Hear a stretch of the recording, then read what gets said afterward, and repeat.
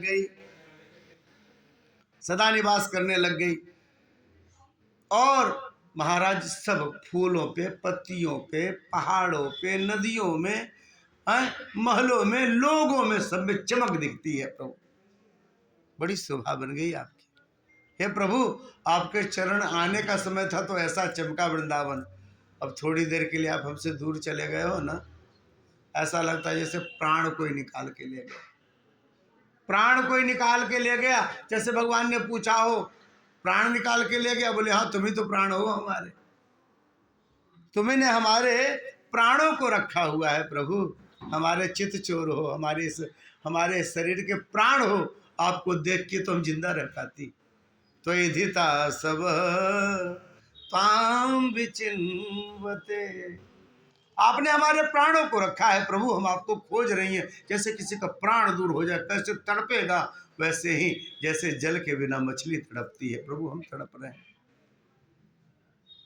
कि आपके जो नेत्र हैं कितने सुंदर, उनके नेत्र के जो कोने हैं कितने सुंदर लाल लाल हैं। शरदकालीन कमल के खिले हुए कमल की वह सुंदर सी लालिमा, वह उसके अंदर के केसर की सुंदर सी लालिमा, महाराज वह आपके नेत्र के सामने फीके हैं। इतना सुंदर बड़े बड़े नेत्र हैं। हमारे मिथिला में गाते हैं ठाकुर जी के नेत्रों के लिए, जादू भरे नैन तोरे, जादू भरे नैन, ओ हमारे मोहना जुलूम तेरे ने। ऐसे आपके सुंदर बड़े बड़े नेत्र, और उसके कोने जो है ना गुलाबी हैं। अब कोई पूछे गुलाबी क्यों है, बोले प्रभु ये हमारे हृदय के लिए खंजर का काम करती हैं। हृदय में चुभ गए आपके नेत्र। जिसके ऊपर आपने जो है अपनी आंखें, जिसके ऊपर आपने देख लिया, जिसे भी अपनी आंखों से देख लिया महाराज एक बार, या जिसकी दृष्टि आप पर पड़ गई, फिर वो संसार का नहीं होता, वो किसी का नहीं हो जाता। जो एक बार आपके नेत्रों के कोनों से घायल हो जाए, नेत्र के कटार जिसको लग जाए ना, उसका इलाज तो वैद्य के पास भी नहीं है। सांसारिक रोग का तो इलाज है, पर भगवत प्रेम का इलाज नहीं। और तब से हम घायल हैं, और हम आपकी दासी हो गई हैं प्रभु, अशुल्क दासी। हम आपके बिना शुल्क की दासी हो गई। अरे प्रभु, मारना उसी को थोड़ी न कहते किसी को तलवार से मारा जाए। तलवार से मारा हुआ तो फिर भी वैद्य की औषधि को लेकर के स्वस्थ हो सकता है, पर आपके आंखों का मारा हुआ जो होगा प्रभु, वह कभी स्वस्थ नहीं हो पाएगा। वरद निघ्न तो नेह किम बधा, और अपने आपकी आंखों से जो घायल है, क्या उसे रोगी या उसे मरा हुआ न माना जाए। हे प्रभु, और जब इसी तरह से हमें अपने बार बार चिंतन में, बार बार हमसे दूर होकर के हमें ऐसे ही जब आपको रुलाना था, तो हमें तब क्यों बचाया जब हम सच में मर रहे थे। मर जाने दिया होता। विसजलाप्ययाद व्याल राक्षसाद वर्ष मारुताद वैद्युतानलाद, याद है ना, वन में आग लग गई थी, हम सब घिर गई थी, और ऐसा लग रहा था कि अब तो जल जाएंगे, हमें कोई बचा नहीं पाएगा।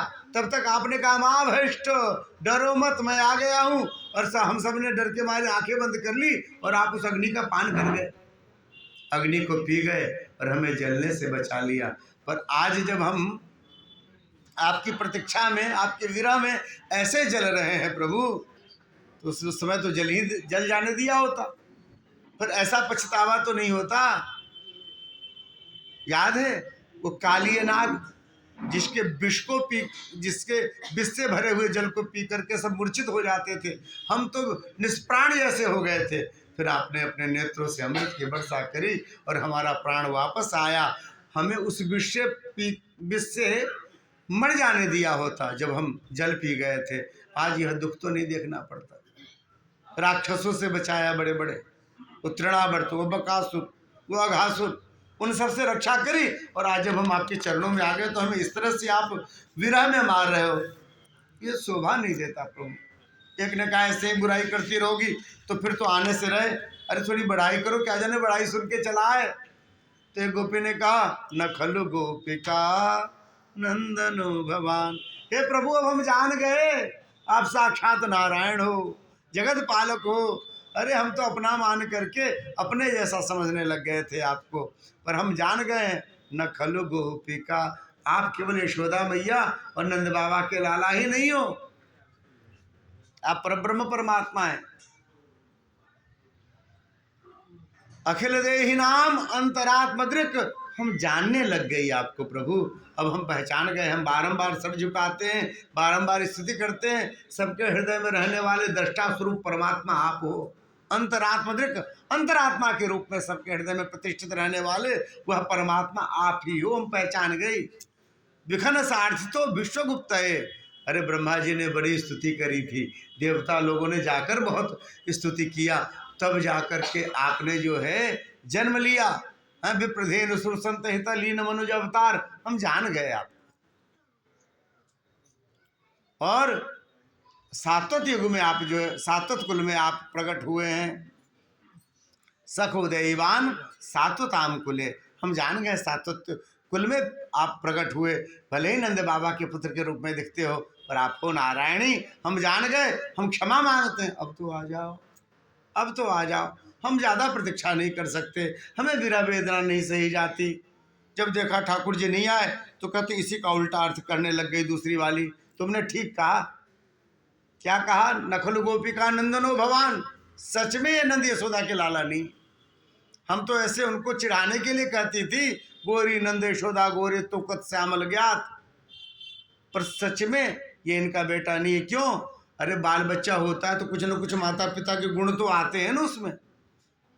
बताओ तो नंद बाबा यशोदा मैया कितनी दयालु है, उनको दूसरे का दुख देखा न जाए, और ये साहब ऐसे हैं कि हम यहाँ रो रही हैं, भटक रही हैं, और हमें छोड़ करके कहीं छिपे पड़े। हो ना हो, पक्का है नंद यशोदा जी का बेटा नहीं, कहीं से ऐसे मिल गया इनको। क्या कहा आपने? सबके हृदय में रहने वाले अंतरात्मा हैं? नहीं नहीं, ये तो हो ही नहीं सकते। जब सबके हृदय में रहने वाले अंतरात्मा हैं तो हमारे हृदय में नहीं है।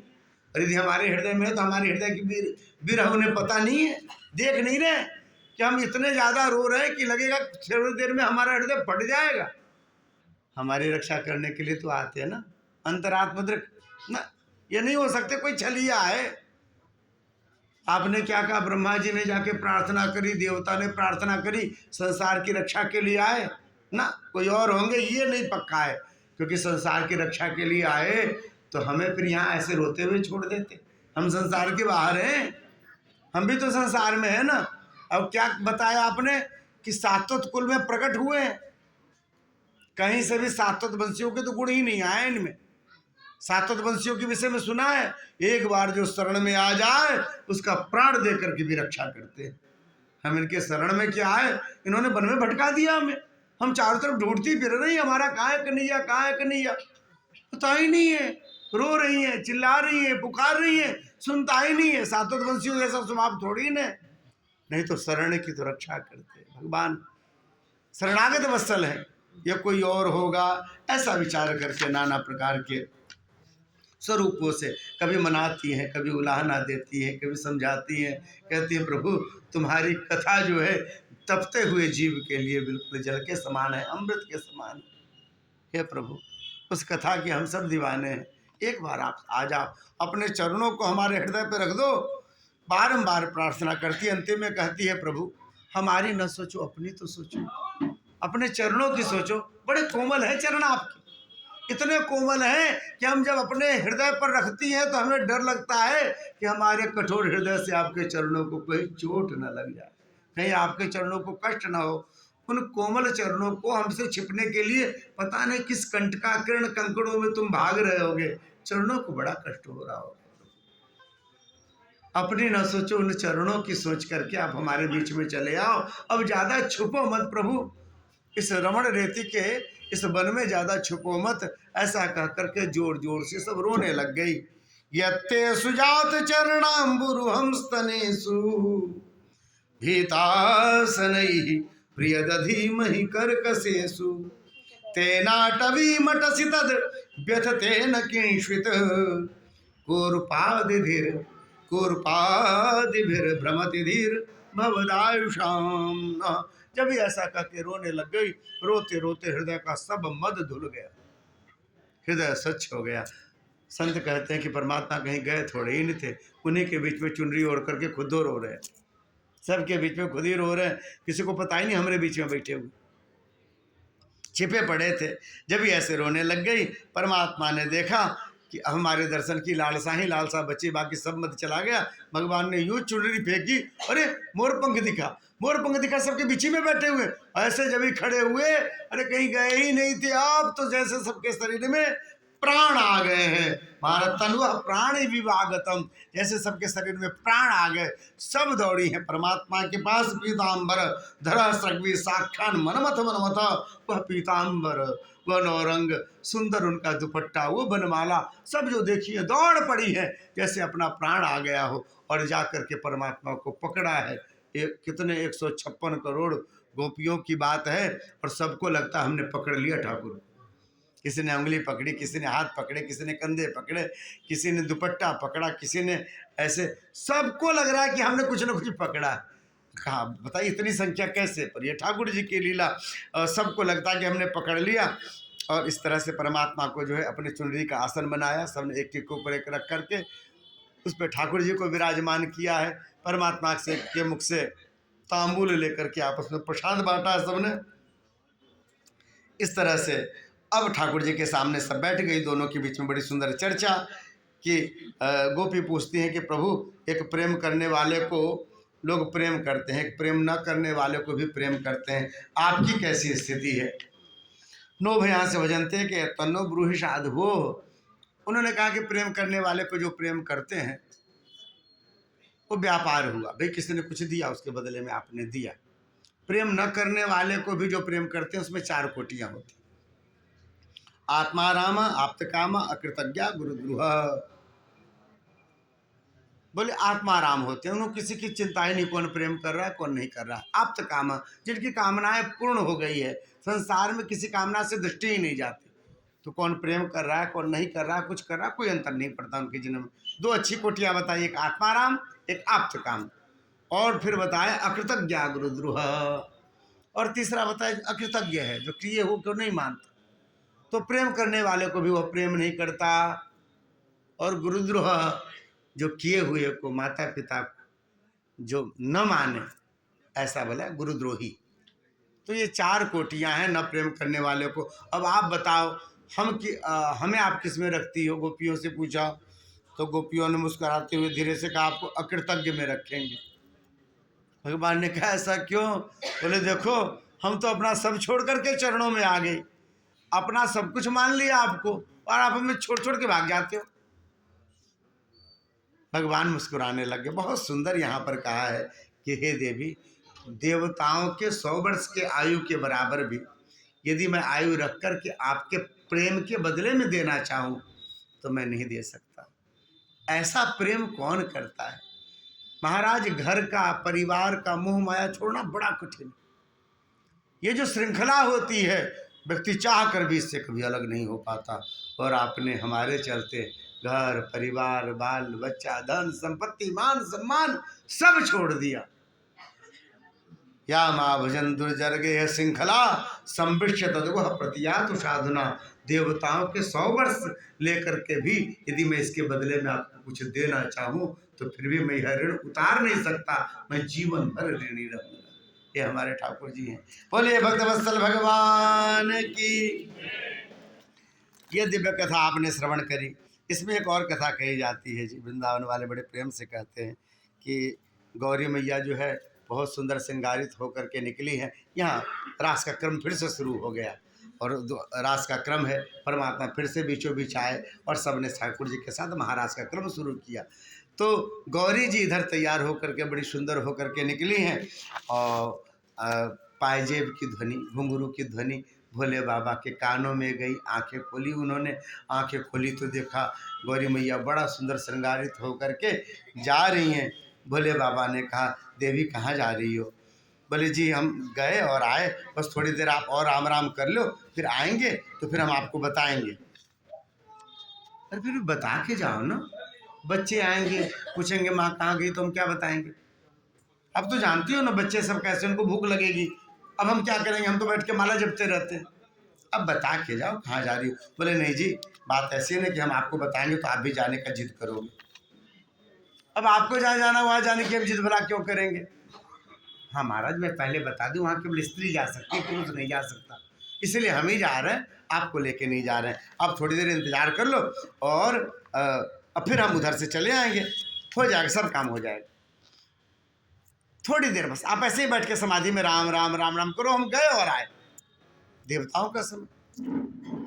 भोले बाबा ने कहा फिर भी बता के जाओ, जहाँ नारी का प्रवेश है, वैसे भी हम सब जगह थोड़ी नहीं जाते, हम तो बैठे रहते हैं सदा अपने ध्यान में, फिर भी बता के जाओ, तुम बच्चों को बता देंगे। बोले आप जिद करोगे जाने का। अरे नहीं करेंगे, क्यों जाएंगे हम, बस बता दो। बोले जी वो आपके कन्हैया है ना, जिनका आप बाल रूप में दर्शन करने गए थे, खूब गाया था डमरू बजा के, जुग जुग जियो री जसोदा मैया तेरो ललना, उन्होंने महारास रची है गोपिकाओं के साथ, बड़ी दिव्य, हम उसमें शामिल होने जा रहे हैं। आप रास में शामिल होने जा रही हो? हाँ जी, हमारा ठाकुर वहां नृत्य कर रहा है। बोले हाँ जी। अरे देवी मुझे भी ले चलो। हे भगवान, मेरा ठाकुर नाच रहा, मैं ना देखूं, मुझे भी लेती चलो। हे देवी मुझे लेती चलो। कितनी अच्छी बात आपने बताई, बताओ अकेले अकेले जा रही थी, मैंने पहले मना किया ना। मैं कह रही थी आप नहीं जा सकते, वहां केवल गोपी रूप में ही प्रवेश हो सकता है, आप नहीं जा सकते बाबा, पुरुषों का प्रवेश नहीं है ऐसे। आप यहाँ इंतजार करो, हम आएंगे तो सब बताएंगे कैसा कैसा राज हुआ। बोले नहीं नहीं ऐसा ना करो देवी, अरे हमारा ठाकुर नाचे और हम ना देखे, इतनी इच्छा हो रही मन में। देखो देवी आप हमें लेके चलो, आपके जो भक्त है ना कहते हैं भगवती की कृपा से सब मनोकामना पूर्ण होती है। हे भगवती, मेरे हृदय में इच्छा है कि मैं भगवान का दिव्य रास देख पाऊँ, मैं अपने आंखों से ठाकुर जी का रास देखूँ, मैं उसमें शामिल हूँ, देवी मुझे लेते चलो। अब गौरी जी ने कहा क्या करें। बोले एक उपाय हो सकता है। क्या? बोले आपको साड़ी पहननी पड़ेगी। बोले ना साड़ी थोड़ी ना पहनेंगे, बताओ साड़ी पहनने को बोले, तब तो आप बैठो जी, आप बैठो और हम अभी आए। बोले नहीं नहीं नहीं पहन लेंगे। अरे हम कुछ पहनते ही नहीं है, दिगंबर रहते हैं, साड़ी पहना दो, कुछ पहना दो, लहंगा पहना दो, कोई बात नहीं पहन लेंगे। बोले जी आपको स्त्री का वेश लेना पड़ेगा, गोपी का। बोले ले लेंगे, जो बनाना है बना दो, बस एक बार हम ठाकुर को देखना चाहते हैं नाचते हुए, अपने रास बिहारी सरकार का दर्शन करना चाहते हैं। जब भी ऐसा कहा तो गौरी जी ने कहा ठीक है जी। फिर गौरी जी ने उनका श्रृंगार करना शुरू किया। हमारे बाबा तो ऐसे ही बड़े सुंदर हैं जी, हैं, कर्पूर गौरम करुणावतार संसार सारम भुजगेंद्रहार, हमारे ठाकुर तो बड़े सुंदर हैं। और उनका गौरी जी ने श्रृंगार किया है, सजे हैं ठाकुर, सब पहना दिया जी उनको, लहंगा चुनरी आदि सब पहना दी, खूब सुंदर कर दिया, खूब बेणी वेणी गोथ दी।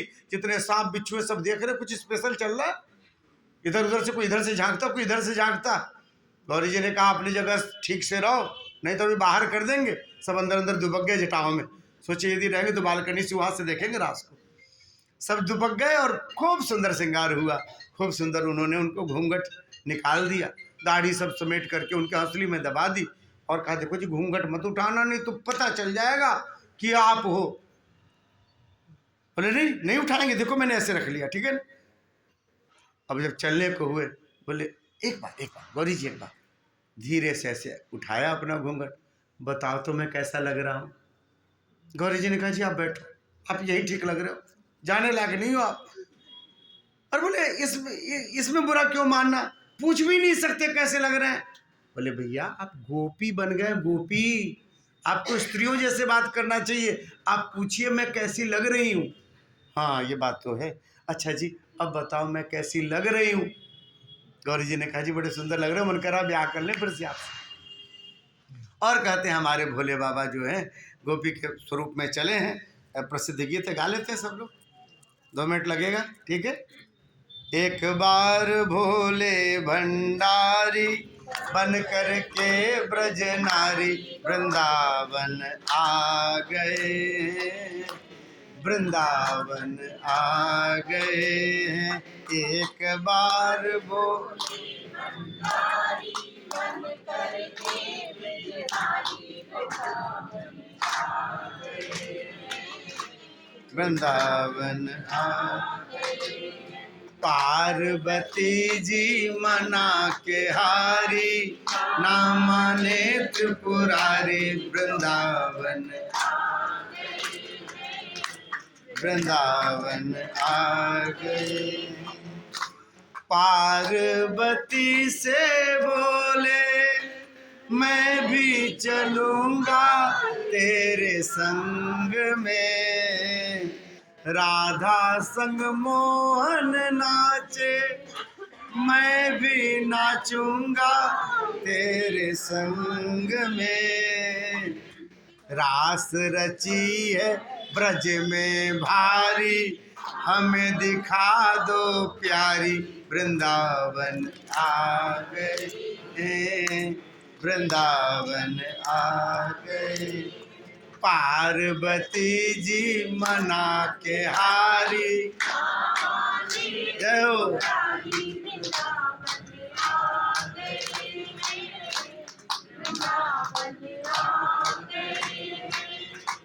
ए मेरे भोले स्वामी कैसे जाओगे उस रास में, मोहन के सिवा कोई पुरुष न जाए उस रास में।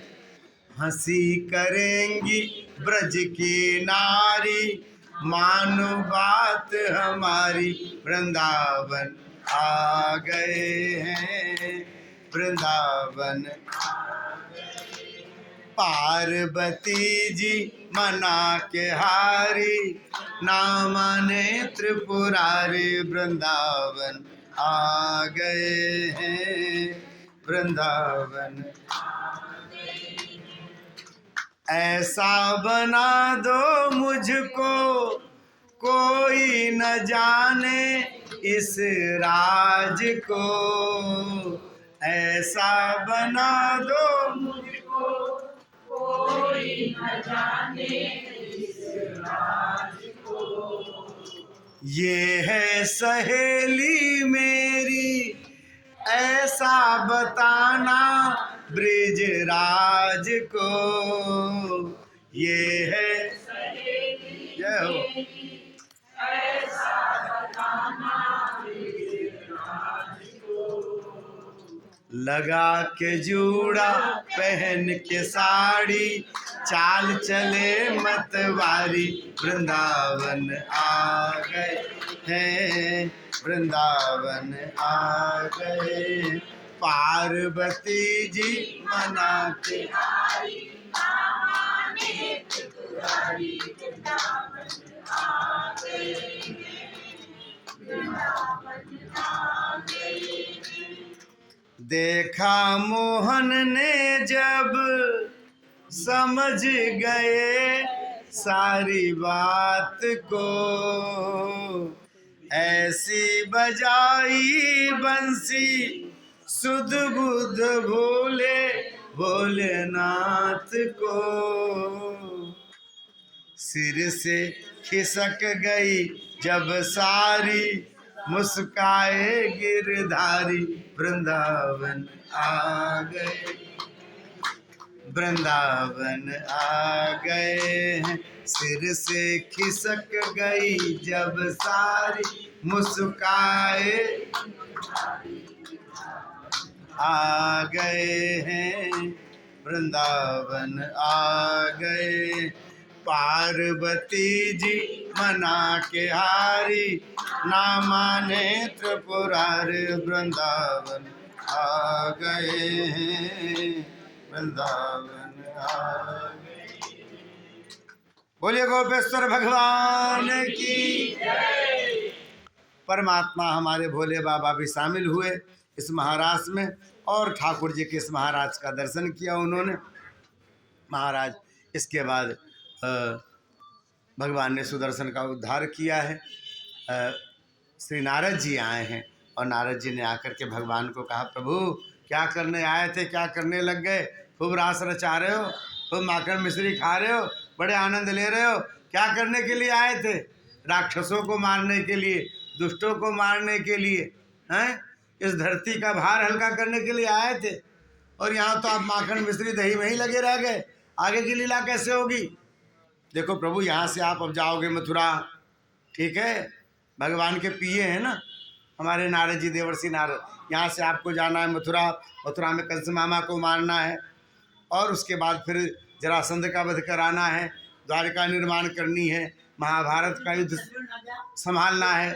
ये जो बड़े बड़े हैं शिशुपाल, बड़े बड़े पापी सब, और इन सब का वध करना है, जयद्रथ आदि का वध करना है। इतने सारे काम है ठाकुर जी आपके जिम्मे। भगवान मुस्कुराए, अच्छा किया याद दिला दिया, हम तो वृंदावन में खोए पड़े थे जी। वृंदावन से थोड़ी किसी को जाने का मन करता है। वृंदावनम परित्यज्य पादमेकम न गच्छति। तो यह स्वरूप है। इधर नारद जी चले हैं। कंस के मन में बड़ी वेदना कि जिस भी राक्षस को भेजते हैं वो जाता है, लौट के तो आता ही नहीं है। आउट गोइंग चालू, इनकमिंग बंद, कोई आता ही नहीं, जो जाता है वही रह जाता है। अब क्या करें, विचार किया कि उनको खुद ही यहाँ बुला लेते हैं।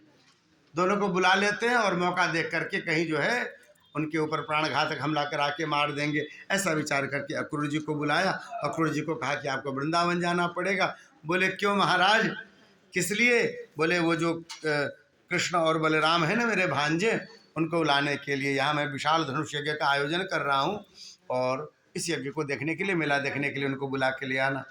अरे महाराज, आपके हृदय में इतनी दया, इतना प्रेम, इतनी करुणा, हम सब तो बाहर से आपको कठोर जान रहे थे, अपने भांजों की इतनी चिंता आपको। बोले कोई चिंता नहीं है, मौके की तलाश है, बस एक बार आ जाए फिर जाएंगे नहीं वहाँ से वापस। मैंने सब व्यवस्था करा के रखी है, कैसे भी उनको निपटा देना है। अरे राम राम राम, ये दुष्ट बताओ तो ऐसा सोचता है। कहाँ तो कृष्ण और बलराम जिनके दर्शन के लिए हमारी आंखें तरसती हैं, ये सोचता उनको मार देंगे। अच्छा चलो, कुछ भगवान की लीला, ठाकुर जी ने सब विचार किया, वो तो समर्थ हैं, वो तो जैसा करेंगे। हमारे लिए तो मौका है कि हम जाके कृष्ण बलराम को देख पाए, इस ठाकुर जी ने मौका दिया है। ऐसा विचार करके रथ लेकर के निकल पड़े हैं ठाकुर जी। महाराज जब चलते हैं, इनके मनोभाव का वर्णन पूरे एक अध्याय में। अद्य में पितरस्तृप्ता, अद्य में पावितम कुलम, आज हमारा कुल पवित्र होने वाला है, आज हमारे पितर तृप्त होंगे। क्यों? आज हमारे वंश का कोई व्यक्ति भगवान कृष्ण के दर्शन को जाए, आज हमारे सब प्रसन्न होंगे। पता नहीं हमारे किस जन्म के क्या पुण्य, क्या यज्ञ, क्या तीर्थ, क्या व्रत, कौन फलित हो रहा है, जो मुझे कृष्ण के दर्शन का मौका मिला है, जिसे देखने के लिए गोपिकाएं अपने पलकों को डांटती है, गिरना मत श्याम सुंदर को निहार रहे। आज हमें उन्हें देखने का अवसर मिलेगा। यशोदा मैया जिसे लाड़ लड़ाती है, नंद बाबा जिसे कंधे पे लेके घूमते हैं, आज मैं जाऊंगा, भगवान कैसे मिलेंगे, काका काका कह के मिलेंगे, मैं कैसे हृदय से लगाऊंगा उन्हें। सोचते सोचते पहुंच गए जी वृंदावन। जो पहुंचे, अचानक भगवान ने देखा, वो उच्चारण कर रहे थे, काका जी आए, दौड़े हैं काका काका कह के। जब भी ऐसे दौड़े, झट से रथ रोक करके, रथ से उतर करके साष्टांग प्रणाम किए ठाकुर जी। भगवान कह रहे, काका क्या कर रहे हो? अरे हम आपके चरण छूने के लिए आ रहे थे। प्रणाम किया, बार बार वह धूल वृंदावन की माथे में लगाई, उन दोनों को रथ में बैठा करके ले गए।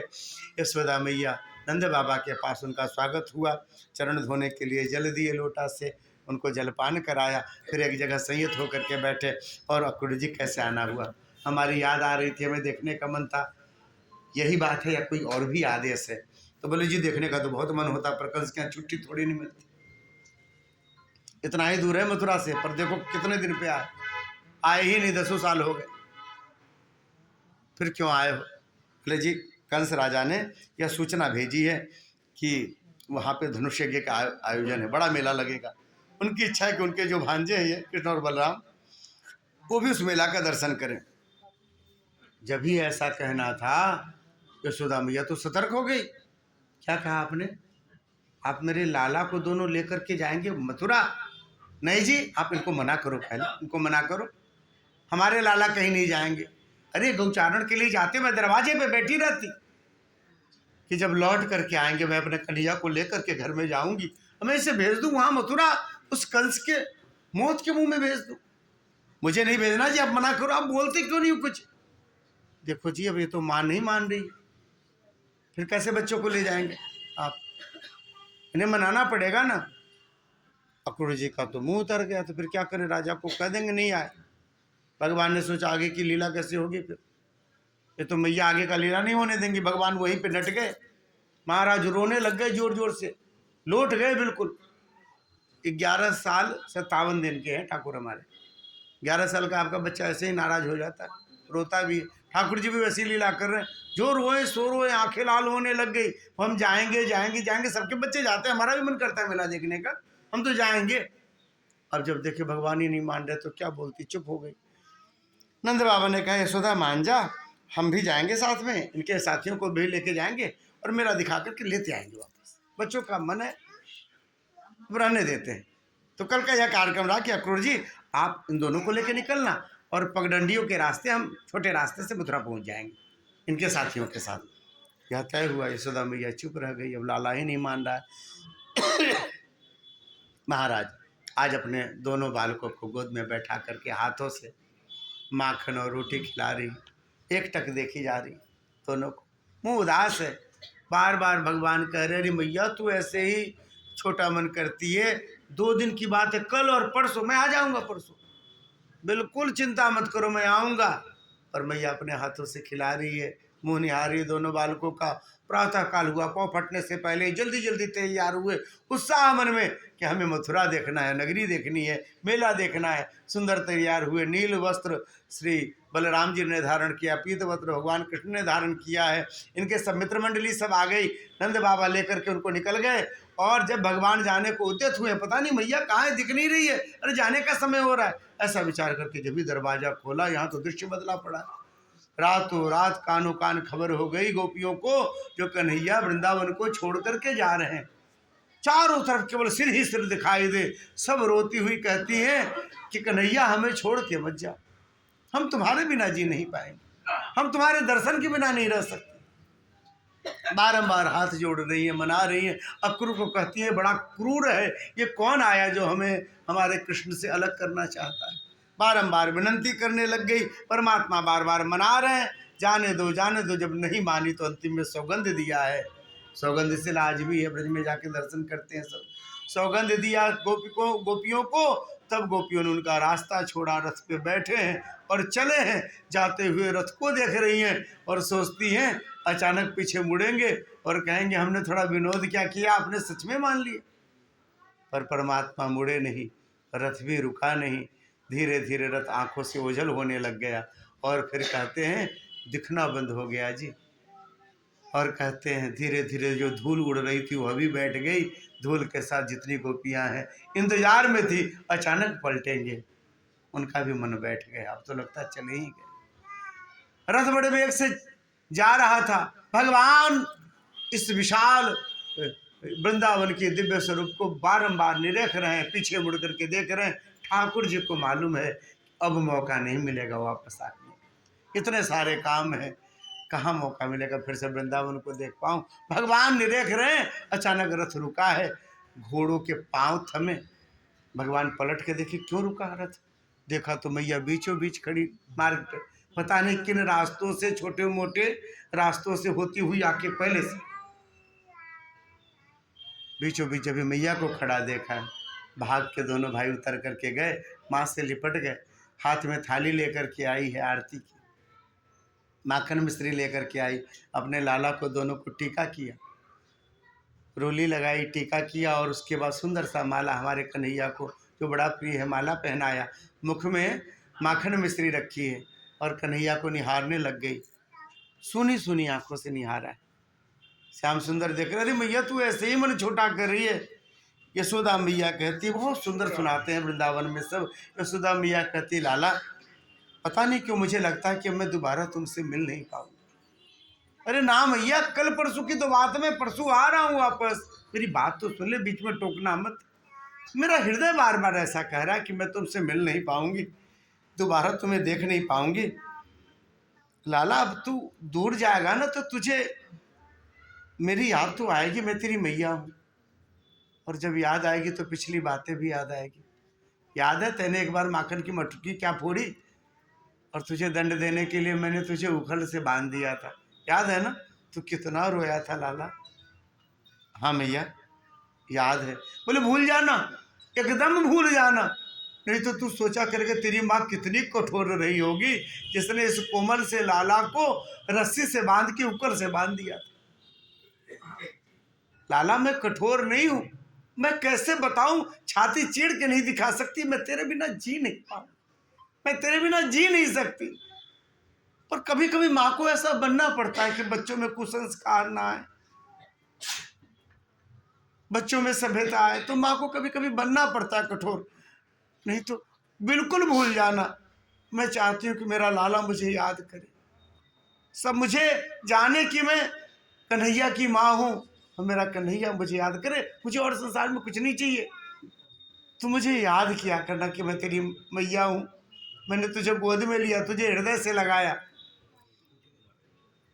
महाराज आंखों से टप टप आंसू गिरने लग गए। ठाकुर अपनी मैया का मुख देख रहे हैं और मुख पे आंसू गिरा, जैसे आंसू से अभिषेक किया ठाकुर ने, ठाकुर का अभिषेक किया हो। भगवान कहते हैं कि माँ मैं संसार की सब कथाएं भूल जाऊं, तेरे बंधन को कैसे भूलूंगा, तेरे इस प्रेम बंधन को मैं कभी नहीं भूलूंगा माँ। अरे मुझे कौन बांध सकता है जिसका ना आदि है ना अंत है, मुझे कौन बांध सकता था, तेरे प्रेम में मैं बंधा हूं माँ। संसार वाले इस कथा को सुनाएंगे, तेरे और मेरे इस संबंध को संसार वाले गाएंगे माँ, इस बंधन को तो मैं कभी नहीं भूलूंगा। ऐसा भी कहा ठाकुर ने। महाराज ठाकुर की आंखों में आंसू, मैया की आंखों में आंसू। अक्रूर जी ने आवाज लगाई, दोनों ने बारंबार प्रणाम किया, फिर से रथ में बैठे और फिर वहां से चल दिए। यशोदा मैया उस मार्ग को, उस रथ के जाते हुए मार्ग को, उड़ते हुए धूल को देखती रही। और महाराज इसके बाद से कहते हैं कि किसी ने यशोदा मैया को हंसते नहीं देखा। फिर ऐसा ही स्वरूप हो गया। यहाँ फिर भगवान ने देखा है अक्रूर जी के मन में मोह है, यमुना जी में स्नान किया, सभी मोह माया आदि उनका जो है समाप्त किया। ठाकुर ने मथुरा में प्रवेश कर गए हैं। बालकों ने देखा कन्हैया आए, सबने जय जयकार करी है, बोलिए वृंदावन बिहारी लाल की। यहाँ तक वृंदावन की कथा, मथुरा की। परमात्मा ने देखा है सबको, सब बड़े प्रसन्न है। बोलो चलो कन्हैया नगर देखने चलते हैं। परमात्मा नगर देखने के लिए निकले। जितने नगरवासी हैं उनको ज्ञात हुआ कि भैया जिनके स्वरूप को देख करके सब ठिठके रह जाते थे, जिनके स्वरूप को देखने के लिए पल के झुकाना भूल जाते थे, जिनका दर्शन करने के लिए क्या पशु क्या पंक्षी क्या जीव क्या जंतु सब लालायित रहते थे, उनका दर्शन मथुरा में हो रहा है। राजमार्ग पर वे श्याम और गौर छवि घूम रहे हैं, टहल रहे हैं। जब ये ऐसा खबर मालूम चला महाराज, धीरे धीरे भीड़ बढ़ने लग गई। खिड़कियों पे, अट्टालिकाओं पे, दरवाजे पे, जहां देखो सब झांक रहे हैं। आए क्या, अभी आए क्या? बोले हम पहले से सजग हैं, जब भी आएंगे हमें दर्शन करना है। ऐसा कह करके सब सजग होने लग गए। पूरे नगर में अफरा तफरी मचने लग गई। दो ही तरह के लोग रह गए, जिसने दर्शन किया हुआ है या जिसने दर्शन नहीं किया है, जिसके मन में लालसा रह गई। भैया अभी अभी गुजरे अगले वाले चौराहे से, सबने देखा इतना स्वागत, सबने कहा कि हमारे पास वस्त्र नहीं है। भगवान ने धोबियों से वस्त्र दिलवाए, वस्त्र नाप के नहीं थे तो एक दर्जी से भगवान ने उनके वस्त्र सिलवा दिए नाप के। सुदामा माली से माला पहनवा दिया और उसी समय सैरंध्री दिखी है कुब्जा। भगवान ने देखा, उनके हाथों से चंदन सबको लगवाया, स्वयं चंदन स्वीकार किया। सोचा जो भगवान को सजाए उसे बदसूरत नहीं रहना चाहिए। 8 जगह से टेढ़ी थी, कुबड़ निकला हुआ था। परमात्मा ने ठुड्डी पकड़ी है और पैर के अंगूठे से उसके पैर को दबाया, जो ऐसे खींचा है सीधी हो गई। 8 जगह से टेढ़ी बिल्कुल सीधी हो गई, सुंदर हो गई। रूप पेसल माधुर्य हस्तालाप विक्षित ही। परमात्मा को देखा है, अपने स्वरूप को अपने कंगन के शीशे में देखा, इतनी सुंदर हो गई। भगवान के हाथ पकड़ लिए, हमारे यहाँ चलना है, आपको हमारा जो है स्वागत स्वीकार करना पड़ेगा। भगवान ने कभी कंस मामा का काम कराते, फिर मिलेंगे आपसे। ऐसा करके परमात्मा गए धनुष यज्ञ भूमि पर, धनुष तोड़ा। जब ही खबर लगी कंस को, अब तो महाराज कोई क्षण नहीं जिसमें कन्हैया की याद ना आए। भयभीत है, काल आ रहा है मेरे पास। और कहते हैं विशाल रंगभूमि में कंस पहुँचे हैं, सब व्यवस्था करके रखी है जो भगवान कृष्ण बलराम वहाँ प्रवेश न कर पाए। भगवान ने कुबलिया पीड़ का उद्धार किया। जितने बड़े बड़े पहलवान थे वहाँ पर, मुष्टिक चाणूर आदि, वे सब पिल पड़े कृष्ण और बलराम पर। बलराम जी ने सबको संभाला है और इधर भगवान कृष्ण पहुँचे हैं मामा जी के पास, कंस के पास पहुँचे हैं। कंस ने जब ही देखा है कांपता हुआ, उसने तलवार म्यान से निकालनी चाहिए। परमात्मा ने कहा मामा तेने मेरी माँ को बड़े कष्ट दिए, खून के आंसू रुलाए तुमने मेरे माता पिता को, अब तुम्हें जीने का अधिकार नहीं है। ऐसा कह करके ऐसे मारा तो मुकुट गिरा है, बाल पकड़ करके ताना है उठा करके ऊंचे उस विशाल सिंहासन से पटक दिया है। और जब भी पटका स्वयं उसके ऊपर कूद पड़े, भगवान के चरण पकड़े हृदय पर, और जब भी चरण पड़े तो कहते हैं प्राण निकल करके भगवान के चरणों में समा गए। बोलिए भक्तवत्सल भगवान की। यह परमात्मा के दिव्य लीला। कंस का वध किया परमात्मा ने, पहुँचे हैं देव की और यशोदा जी के पास। नारायण देव की और वसुदेव जी के पास पहुँचे हैं, कारागार से मुक्त किया उन्हें। उग्रसेन जी को कारागार से मुक्त किया। देवकी जी देखती हैं कन्हैया को, निहार रही हैं। सुनो जी, वसुदेव जी को कहती हैं, कितना सुंदर बालक है ना, हमें अभी कारागार से निकाला।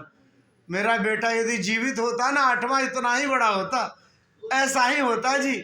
वसुदेव जी कहते हैं, अरे देवकी वही है, वो थोड़ा 8वां गर्भ जिसे लेकर के हम चले गए थे टोकरी पे रख करके, वही कन्हैया है।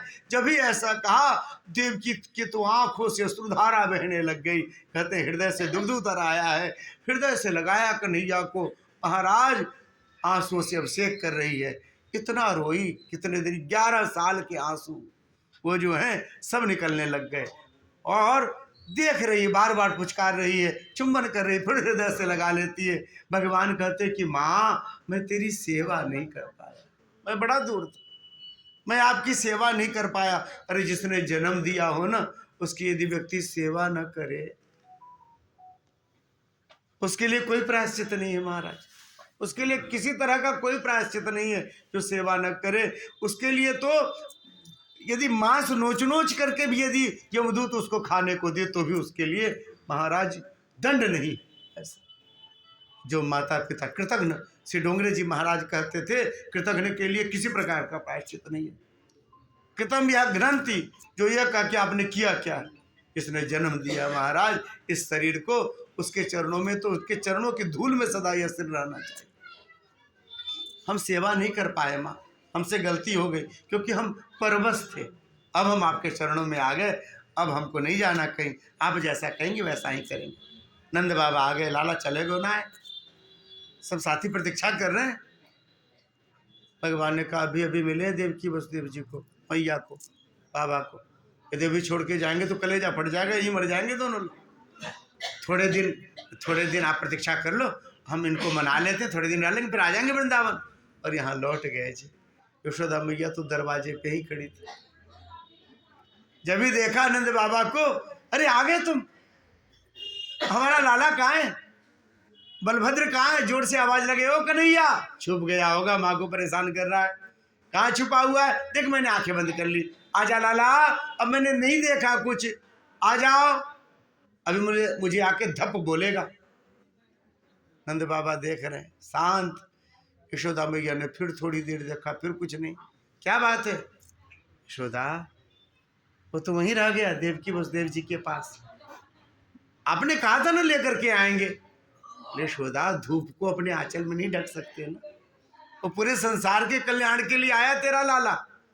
और कहते हैं पूरे ब्रजवासियों का जीवन बदल गया जी तब से। यहाँ पर परमात्मा का, हमारे ठाकुर का यज्ञोपवीत संस्कार हुआ है। सांदीपनी आश्रम में गए हैं ठाकुर पढ़ने के लिए।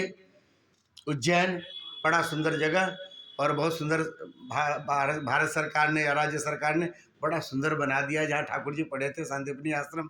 जो लोग न गए हों, वैसे तो आप सब गए होंगे, जो नहीं गए हों जरूर जाना चाहिए। सब 64 कलाएँ क्या होती हैं, वो विद्या क्या होता है, भगवान ने जितनी विद्या पाई है शास्त्रों के अनुसार क्या क्या पाए, सब उन्होंने बड़ा सुंदर चित्र गैलरी बनाई है, बहुत सुंदर बना दिया। वहाँ पर भगवान कृष्ण सुदामा जहाँ साथ में रहे थे, वह स्थान सब बड़ा सुंदर बनाया है, वहाँ उनकी तस्वीरें लगाई, देखते बनता है। वल्लभ संप्रदाय की वह पीठ, जाते तो पहले भी थे लोग, लेकिन अब सरकार उसमें शामिल हो गई है उसको सजाने में। वहाँ ठाकुर जी ने अध्ययन किया और समय अनुसार अपने शिक्षा को पूरा करके गुरु जी को गुरु दक्षिणा दे करके, गुरु दक्षिणा के रूप में अपने गुरुपुत्र को दे करके पांचजन्य संख्य भगवान को प्राप्त हुआ है। और परमात्मा लौट करके मथुरा में आए और राजकाज संभालने लग गए। इसी बीच में और भी घटनाएं घटी, जैसे जरासंध ने आक्रमण किया। परमात्मा क्या करते हैं, केवल जरासंध को छोड़ करके बाकी पूरी सेना को मार देते हैं। कितनी बड़ी सेना थी, बोले महाभारत में जितनी बड़ी सेना लड़ी थी उससे भी विशाल सेना लेकर के, कहाँ बिहार और कहाँ मथुरा, वहाँ से लेकर के आता। भगवान उसको जो है सो नहीं मारते। बलराम जी ने कहा, अरे मार दो फिर से आ जाएगा सेना लेके। बोले इसीलिए तो छोड़ रहे हैं कि फिर से सेना लेके आए। बोले क्यों? बोले क्यों अवतार लिया था? बोले इसलिए अवतार लिया था कि दुष्टों का संहार कर सको। तो कहाँ कहाँ खोजते फिरोगे गांव गांव? ये दुष्ट है, तो जितने दुष्ट हैं उनके मित्र होंगे, तो बार बार उन सबको इकट्ठा कर करके लाएगा, हम यहीं बैठ के मार देंगे सब। तो ऐसा ही करते हैं ठाकुर, सबको मार देते, केवल जरासंध को वापस छोड़ देते, फिर वो अपने जैसे लोगों को इकट्ठा करके लाता। ये तो ठाकुर जी का काम कर रहा है। ठाकुर जी को बैठे बैठे सब बदमाशी यहीं मिल जा रहा है इकट्ठे रूप से। 17 बार उसने ऐसा किया। इसी बीच एक घटना घटी है। परमात्मा जो है यमुना जी में नौका विहार कर रहे थे, हाथों में श्री किशोर जी के हाथों से छुआ हुआ पुष्प स्पर्शित होके गया और पूरे शरीर में जैसे रोमांच हो गया है। स्मरण हो आया गोपिकाओं का, श्री किशोरी जी का, दिव्य वृंदावन का, यशोदा मैया का। उदास हो गए ठाकुर। जो देखा देवकी जी ने, अब तो मन में बड़ी गिलानी, पता नहीं कन्हैया को क्या बुरा लगा होगा। मैंने कभी बच्चे पाले नहीं जी, हमें तो पालना भी नहीं आता। अब क्या अच्छा लगा क्या बुरा लगा। उसे याद आया उन्हें माखन मिश्री बहुत पसंद वृंदावन में। आज थाली भोजन का जब उनके सामने आरोगा, उसमें एक माखन मिश्री रख दी। जब ही देखा ठाकुर जी ने, पाने ही जा रहे थे, अचानक माखन मिश्री पर दृष्टि गई है। कहते आंखों में आंसू आ गए। यशोदा मैया याद आ गई, गोपिकाएं याद आ गई। उद्धव जी को बुलावा भेजा है, उद्धव जी आए हैं। उद्धव जी को बताया है कि भाई आप जाओ, एक बार जाके वृंदावन में सबको समझाओ। वो सब हमें बहुत याद करते हैं। देखो प्रेम परस्पर होता है, वो बहुत याद करती है, इसलिए हमें भी उनकी याद आती। अब हमारा राजकाज कैसे चलेगा? आप उनको जाकर के बताना कि ब्रह्म का ज्ञान कैसे करते, निराकार उस पर ब्रह्म की अनुभूति कैसे की जाती है। उनको ध्यान सिखाना, धारणा सिखाना, और इस तरह से वो मुझे भूल करके उस विशाल परमात्मा के स्वरूप का स्मरण करने लग जाएंगी, तो फिर हम भी कुछ संसार का काम कर पाएंगे। उद्धव जी ने कहा, जी अब हम जाएं बताओ, तो गांव की गवारिन ग्वालिनियाँ, उन्हें हम सिखाने के लिए जाएंगे, बताने जाएंगे, हमारी भाषा समझेंगी? हम बृहस्पति के शिष्य हैं। भगवान ने सोचा अच्छा जी ये घमंड भी आ गया इनको, अब तो इन्हीं को पक्का भेजेंगे, इन्हें मालूम चले भक्त की स्थिति क्या होती है। और कहते उद्धव जी को वहाँ से विदा किया, अपना दुपट्टा दे दिया सुंदर पीताम्बरी। बोले इसे डाल करके जाओ, नहीं तो शायद आपसे लोग बात न करें। उद्धव जी पहुँचे हैं यहाँ वृंदावन का, देखा छटा देखते बनती, सजा धजा सुंदर वृंदावन। जब मार्ग से जा रहे हैं तो जब पहुंचे वृंदावन तो देखा तोरण द्वार बना हुआ, बंधन द्वार सब लगे हुए, रंगोलियां बनी हुई, पुष्प की पंखुड़ियों की रंगोलियां बनी हुई। जो देखा दंग रह गए, इतना सुंदर, इतना भव्य, ऐसा स्वागत। एक बालक को देखा, बालक को आवाज लगाई तो बालक भागा वहां से। किसी को भी ऐसे नगर वाले को देख करके बच्चे संकोच करते। एक वृद्ध व्यक्ति जा रहा था लाठी लेके, उनको बुलाया है उद्धव जी को, और उद्धव जी पास में आए। कहाँ से आए हो? बताया जी हम मथुरा से आ रहे हैं, मथुरा से आ रहे हैं हम जी। अच्छा एक बात बताओ यहाँ क्या है, कोई उत्सव है? किसी का शादी भी आए? इतना सुंदर सजावट, ऐसे राजमार्ग सजाया गया, ऐसे रंगोलियां बनाई गई। बोले भैया बाहर से आए हो, पहली बार आए हो, आपको मालूम नहीं? ऐसा तो रोज होता है यहाँ पे, रोज ये सब तोरण द्वार आदि बदले जाते, रोज बंधन द्वार बदला जाता, रोज रंगोलियां बदली जाती। ये सब बच्चे सुबह से आकर के सजाते हैं और कहते इसी रास्ते से कन्हैया गया था, इसी रास्ते वापस आएगा। रोज सजाते हैं, शाम तक इंतजार करते हैं बैठ करके। जब शाम को जब सूर्य डूबने लग जाता, अंधेरा होने लग जाता, तो लौटते हैं घर में और भरी भरी आंखों से माँ को कहते हैं, माँ अवलो श्याम नहीं आयो, कन्हैया नहीं लौटा। तो माँ कहती धैर्य रख, राजकाज में लग गया होगा, कल जरूर आएगा। ये तो भैया सालों से चल रहा है ऐसा। अब तो उद्धव जी घबराए, इतना प्रेम भी कोई कैसे कर सकता है? ऐसा प्रेम, सालों से एक जैसा नियम, धीरे धीरे सबके धैर्य टूटते हैं। पर यह स्वरूप। और पहुँचे हैं नंद बाबा यशोदा जी के यहाँ, वहाँ उन्होंने स्वागत किया, अपनी अपनी बात बताई। अचानक गोपिकाओं ने देखा है कि वह रथ फिर से आया, लगा कि अक्रूर जी फिर से आ गए, अक्रूर जी फिर से आ गए। सब घेर के रथ को खड़े हुए हैं और उद्धव जी जब भी प्रकट हुए समझे कृष्ण है, दौड़ी उनकी तरफ। अचानक देखा नहीं, कृष्ण जैसे हैं, कृष्ण नहीं है, वो मोर पंख नहीं है। भगवान उद्धव ठाकुर जी के भाई ही हैं, दिखने में हुबहू उनके जैसे। आंखें फेर लिया, बोले ना कोई और है, नहीं देखना। तब उद्धव जी ने कहा है कि मैं कृष्ण का संदेश लेकर के आया हूँ। अब तो सब घेर करके बैठ गए और भगवान के संदेश को सुनाया है उन्होंने कि आप हमें याद करती हैं, आप हमारा स्मरण करती हैं तो प्रेम के तार बंधे रहते हैं हृदय से एक दूसरे के, हमें भी बार बार याद आती है। परदेश में रहने वाला बालक और वहाँ पर जो है जब खाता रहता तो हिचकी आती तो कहता माँ लगता है याद कर रही है गाँव, है ना। ये ऐसा तार है जो हृदय से बंधा रहता है, तो बार बार आप याद करती है तो उन्हें भी याद आती है। आपको यह शरीर पर ब्रह्म की उपासना के लिए मिला। आप अष्टांग योग के द्वारा अपने आप को साध करके उस निराकार ब्रह्म में उस प्रणव मंत्र का उच्चारण करते हुए उस ब्रह्म का ध्यान कीजिए। गोपियों ने जब सुना तो दंग रह गई। हमें तो लगा कुछ अच्छा संदेश देंगे, ये तो अपने आप हमें भुलाने का जो है उपाय बतला रहे हैं। और उसके बाद गोपिकाओं ने कहना शुरू किया, किस ब्रह्म का ध्यान करें, कहाँ रखें, हमारे हृदय में वह श्याम है, हमारे पुतलियों में श्याम है, हमारे वाणी में, हमारे जिह्वा पर श्याम है। हम जहाँ जैसे जिस रूप में रहते हैं श्याम के ही होके रहते हैं। हम योग कैसे करेंगे, हम कैसे उनका ध्यान करेंगे, हम किसी का ध्यान नहीं कर सकते। योग कहाँ राखे यहाँ रोम रोम श्याम है, हम कैसे ध्यान कर सकते। और आपने कहा कि भूल जाओ, वृंदावन में रह करके श्याम सुंदर को भूल जाए। यमुना जो जाए जल के लीवा की याद आवे, गिर पे गए थे गिरधर की अदा की है। अरे जहां जाते हैं उन स्वरूप को देख करके ठाकुर की कोई न कोई लीला याद आती। कहाँ जाएं, कैसे भूलें, कहाँ जाएं कि तो बैठे का विधि विचारे उद्धव, श्याम को भूलिवे को ठौर नहीं बाकी। कैसे भूलें, अब तो निर्वाक रह गए, आवाज नहीं निकल रही है।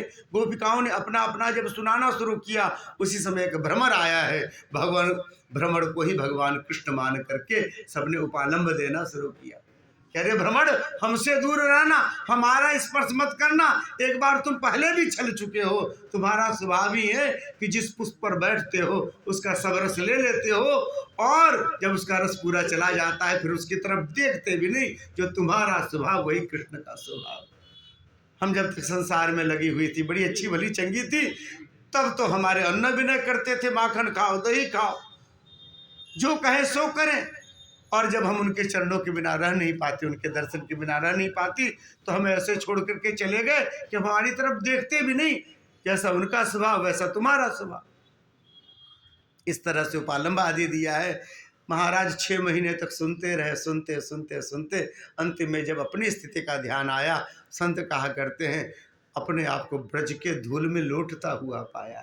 बारंबार कहते हैं, वंदे नंद ब्रज स्त्रीणाम पाद रेणुमभीक्षणसः यासाम हरिकथोद्गीतम पुनाति भुवनत्रयम्। बारंबार वृंदावन को प्रणाम किया, वृंदावन की उस धूल को प्रणाम किया जहाँ परमात्मा के दिव्य सदा स्मरण करने वाली यह गोपियाँ जहाँ पर सदा निवास करती हैं और ठाकुर जी का स्मरण करती रहती हैं। और फिर वृंदावन से चले ठाकुर जी के पास, सब पूरी सूचना दिखाई है, भगवान ने उनको वह दर्शन कराया है, कोई उनसे वियुक्त नहीं है, यह सब तो लीला।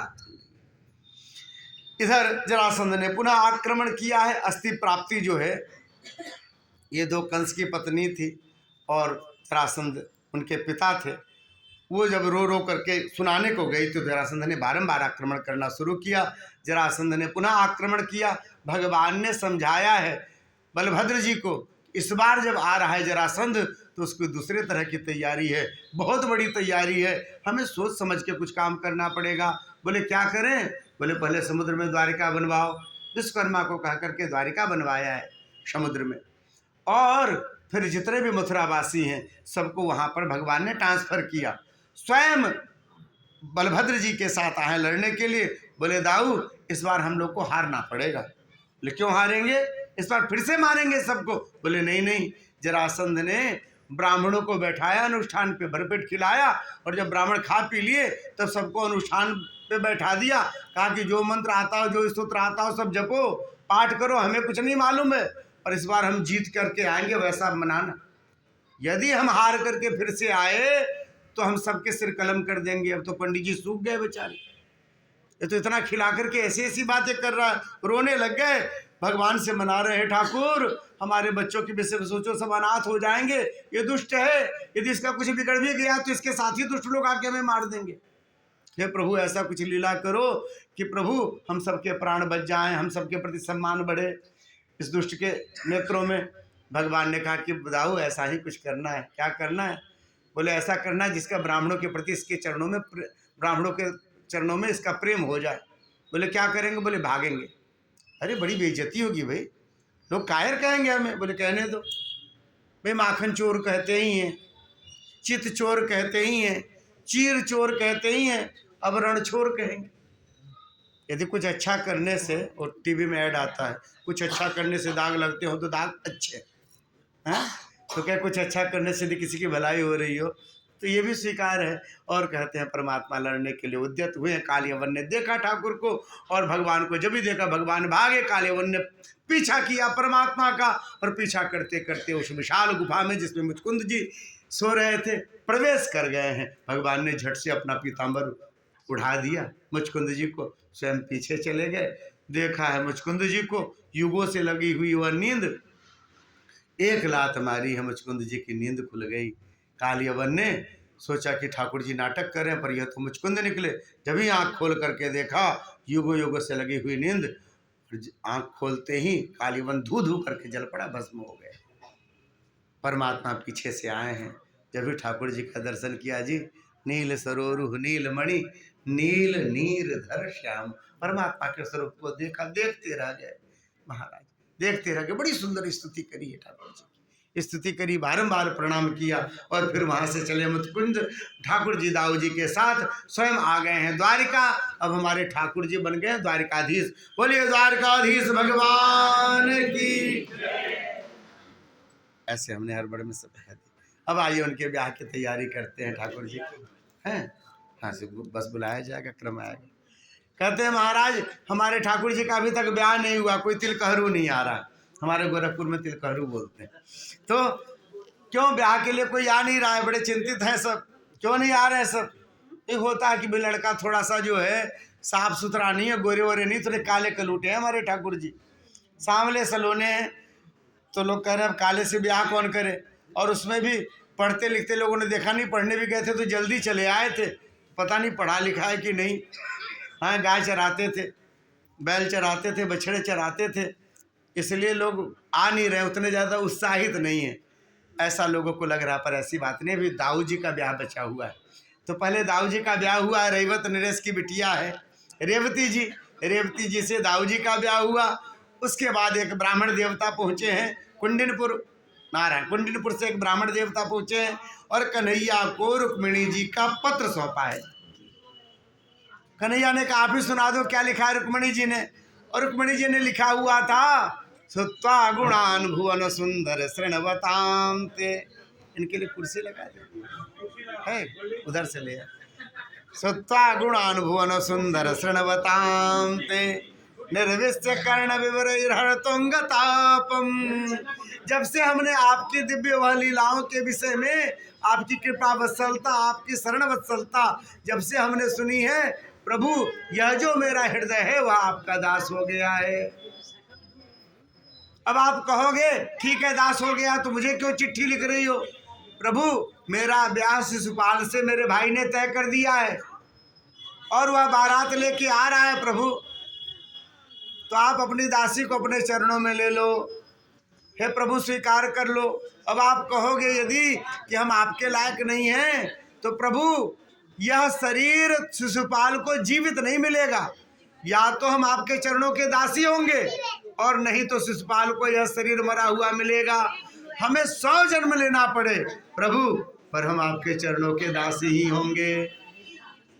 इस तरह से ब्राह्मण देवता ने चिट्ठी लिखी है, और ब्राह्मण देवता ने चिट्ठी दी है ठाकुर जी को।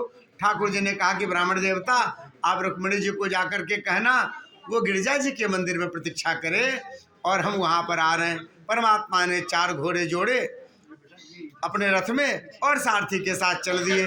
परमात्मा पहुँचे कुंडनपुर।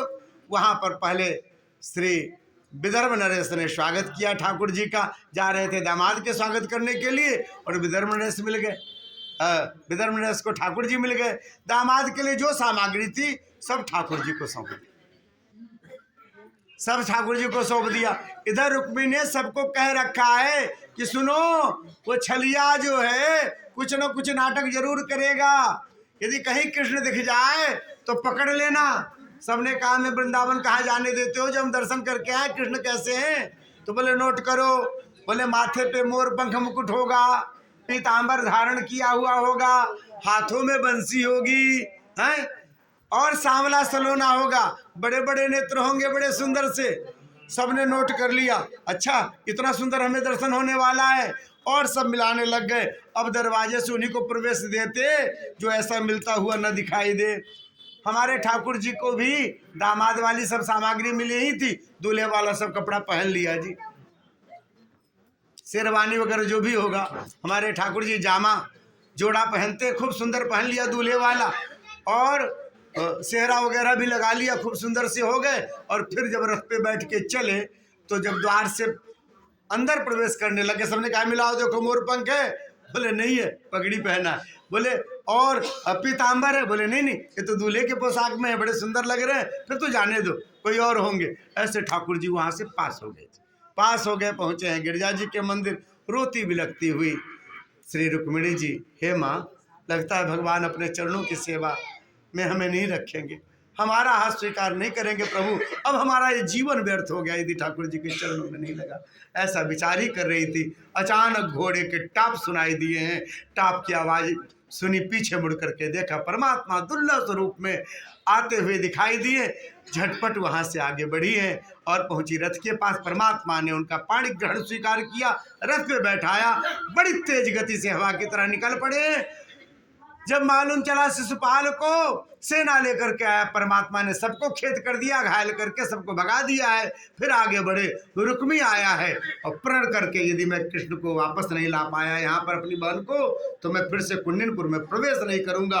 और ऐसा कर करके भगवान के सामने विशाल सेना लेकर के प्रकट हुआ। परमात्मा ने पूरी सेना तहस नहस कर दी, रुक्मी को पकड़ा, रथ में बांधा है और लेकर के चले हैं। बलराम जी से भेंट हुई है, बलराम जी ने समझाया, सबको लेकर के पहुंचे द्वारिका।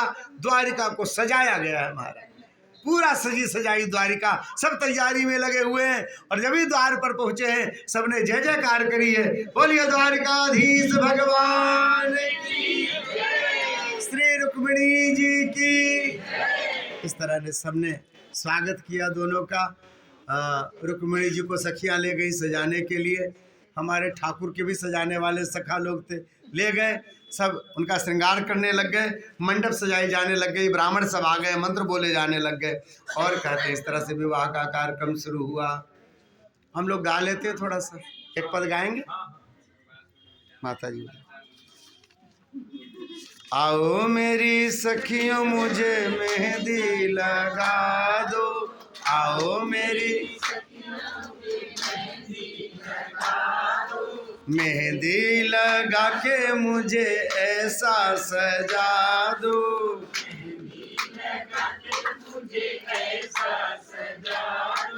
मुझे श्याम सुंदर की दुल्हन बना दो, मुझे श्याम सुंदर की दुल्हन बना दो, मुझे श्याम सुंदर की दुल्हन बना दो।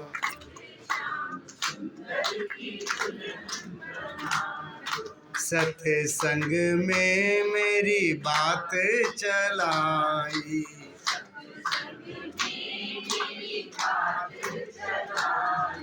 सद्गुरु ने मेरी कीनी सगाई,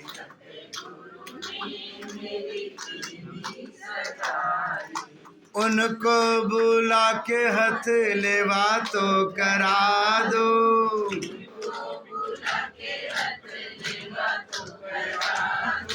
मुझे श्याम सुंदर की दुल्हन बना दो।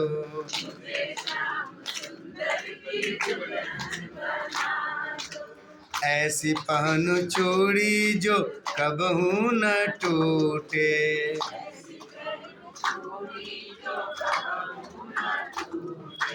ऐसा वरूं दूल्हा जो कबहू न छूटे।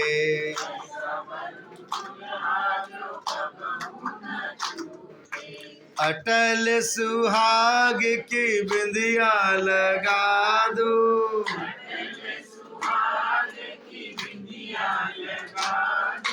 मुझे श्याम सुंदर की दुल्हन बना दो। मुझे भक्ति का सुरमा मैं आँख में लगाऊंगी।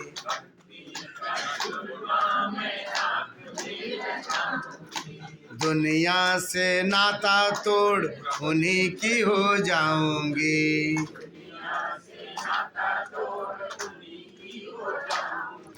भक्ति का सुरमा मैं आँख में लगाऊंगी।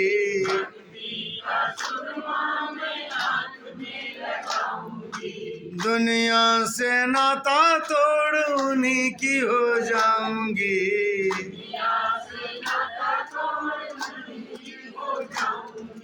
सदगुरु को बुला के फेरे तो करा दो।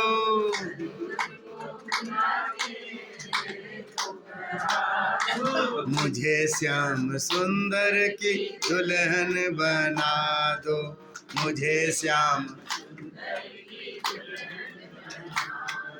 मुझे श्याम सुंदर की दुल्हन बना दो।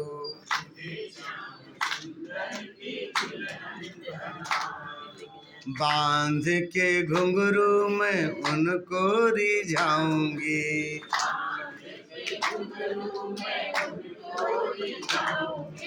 लेके एक तारा में श्याम श्याम गाऊंगी।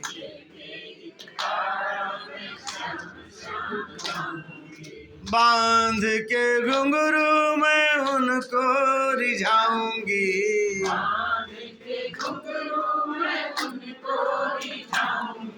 लेके एक तारा में श्याम श्याम गाऊंगी।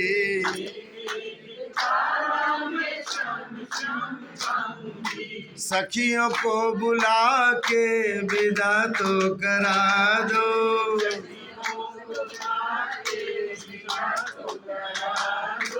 मुझे श्याम सुंदर की दुल्हन बना दो।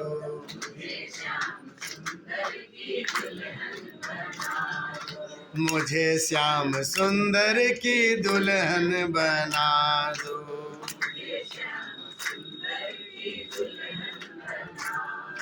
आओ मेरी सखियों मुझे मेहंदी लगा दो।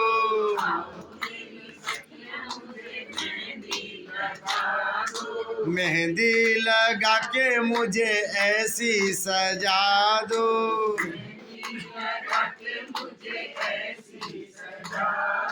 मुझे श्याम सुंदर की दुल्हन बना दो।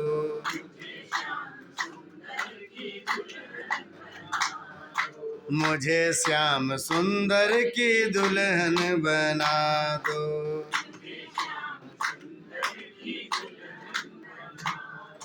बोलिए दूल्हा श्री कृष्ण की, दुल्हन श्री रुक्मिणी जी की, कृष्ण रुक्मिणी विवाह महोत्सव की।